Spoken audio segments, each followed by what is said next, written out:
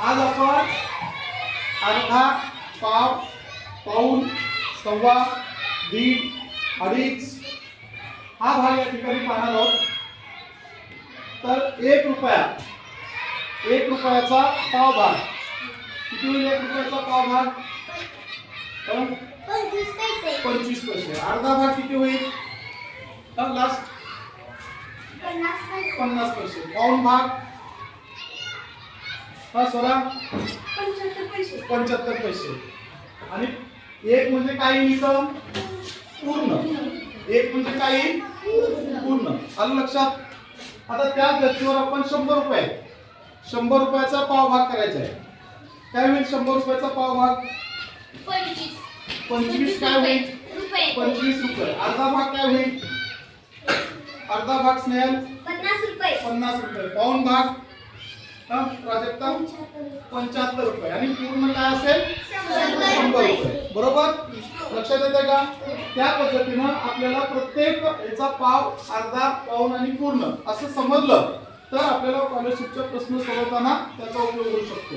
आता समजा या ठिकाणी 1000 दिले, 1000चा पाव भाग काय होईल? 250. अर्धा भाग काय होईल? 500. पाऊण भाग काय होईल? 750. आणि पूर्ण काय असेल? 1000. आता हे जर आपण लाखामध्ये बघितलं, तर पाव भाग काय होईल? आयुष 25 लाख होईल करे? 25,000 होईल का लाख होईल? तर आपली रक्कमच 1 लाख आहे आणि त्याच्यात 25 लाख उत्तर येईल का पाव भागाचं? नाही. आणि मग 25 लाख कोणत्या रकमेचा पाव भाग होईल? 25 लाख हे कोणत्या रकमेचा पाव भाग असेल? 1 कोटीचा पाव भाग 25 लाख असेल. बरोबर. Very good. लक्षात आलं सगळ्यांच्या? मग आता मला सांगा 1250 म्हणजे किती? 1250 हा करेक्ट. म्हणजे काय केलं आपण इथं? 1 आणि हा पाव भाग मिळवला 12.5. लक्षात येते का? आता 2000 त्याच्यामध्ये आपण काय करतो? 2,25,000. 2,25,000 म्हणजे किती?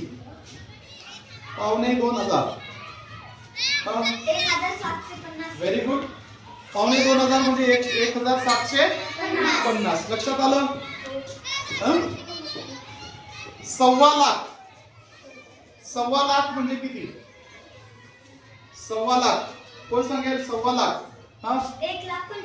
Very good. 1,15,000 म्हणजे किती? म्हणजे 1 भाग पूर्ण आणि त्याचा पाव भाग. 1 आणि पाव मिळून 1,15,000.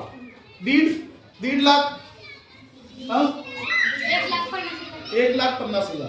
1,15 कोटी. 1,15 कोटी म्हणजे किती? 1,15 कोटी 1,15 कोटी नाही.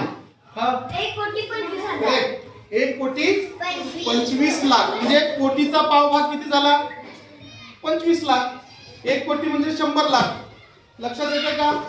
आता 2,25 लाख म्हणजे किती?